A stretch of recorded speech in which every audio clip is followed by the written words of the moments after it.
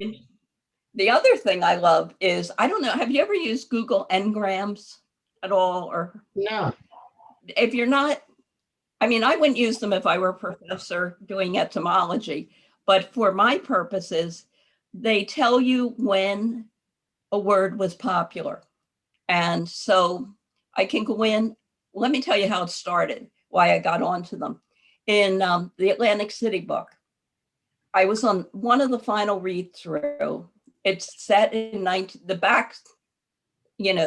backstory is set in 1964. And one of the characters says, she kept her cool. And all of a sudden, on the last read through, I realized she couldn't keep her cool, not in 1964.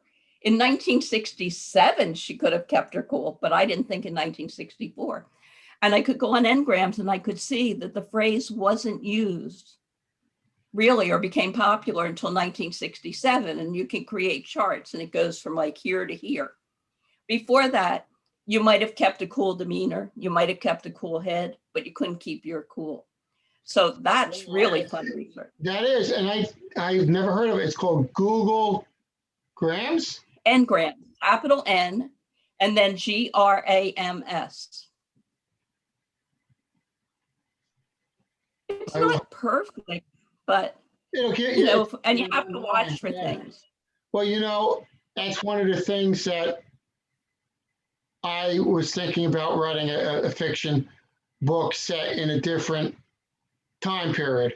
And one of the reasons I kind of stayed away from it is because I didn't really have the time, the bandwidth to do the research. And one of the things what I was thinking about is the phraseology. What was the parlance like back then?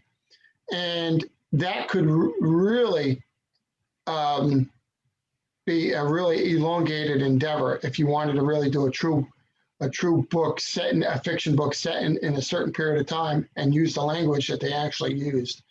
I can't remember now what year it starts. I don't remember exactly because I haven't done it in a while. But it also, you have to be careful, it's things that were published.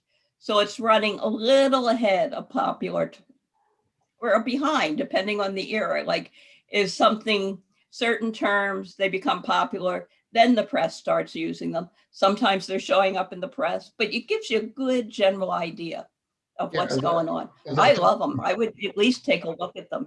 Yes, you had mentioned Plexus Publishing. The person that I became friendly with is John Bryan. Yeah, sure. I know John. Yeah.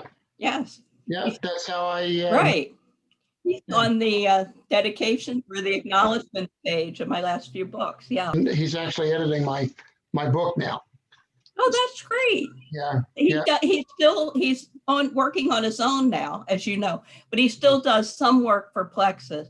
He didn't do my last book, but I believe he did the one before.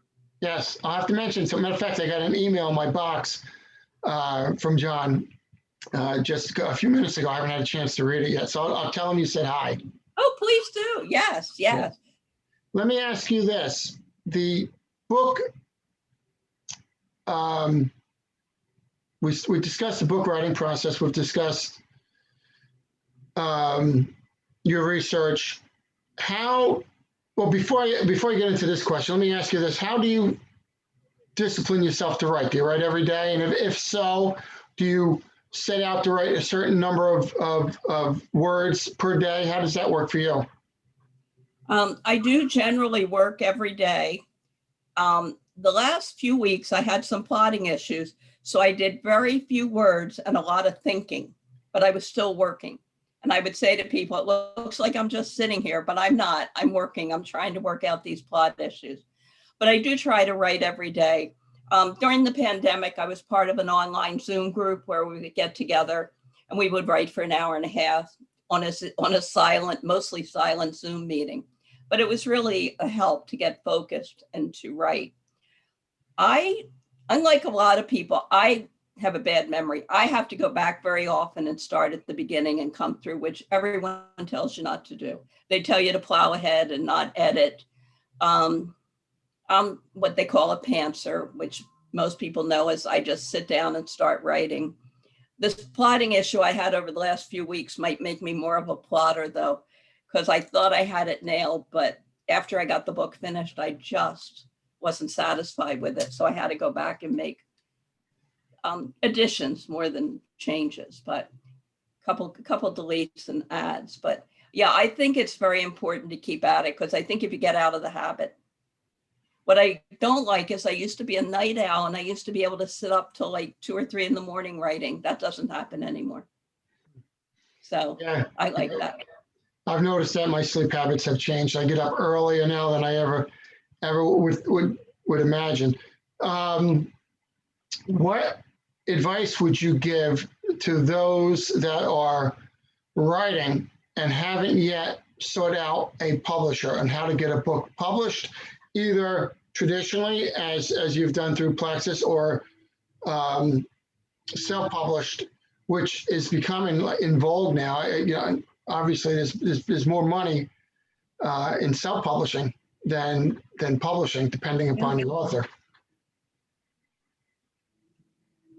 Yeah, my story is unusual because I first submitted a book for publication, I want to say in 1997, something like that.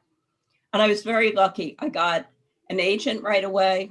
I had a great agent. He would send the book out, and he got back to me and he told me that I had the best rejection letters he ever saw. And they contained a lot of concrete information. And what I should have done is and a couple people said they would read anything else I wrote. Well, I should have written something else. I should have taken some classes. I should have joined the writing community. But I just sort of wrote it off as, well, that was a fun experience.